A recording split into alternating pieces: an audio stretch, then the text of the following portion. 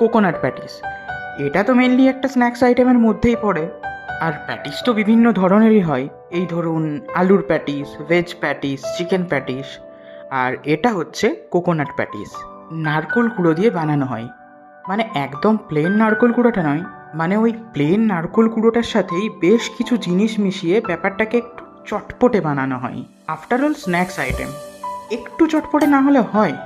যাই হোক, নারকোল গুঁড়োটার সাথে পেঁয়াজ কুচো, হালকা একটু ঝাল ফ্লেভারটা আনার জন্য কাঁচা লঙ্কা কুচো, লেবুর রস, এই সব কিছু মিশিয়ে মানে ওই সাদামাটা নারকোল গুঁড়োটাকে বেশ একটু চটপটে বানিয়ে ওটাকে স্টাফিং হিসেবে ইউজ করা হয়। তারপর ময়দা মেখে রুটি টাইপের বেলে তার মধ্যে স্টাফিংটাকে ভরে একটু অন্য রকমভাবে ফোল্ড করা হয়। এক্ষেত্রে যেটা দেখছো সেক্ষেত্রে ফোল্ডিং প্যাটার্নটা একটু আলাদা। যাই হোক, তারপর সেটাকে তেলে হালকা ফ্রাই করলেই রেডি কোকোনাট প্যাটিস।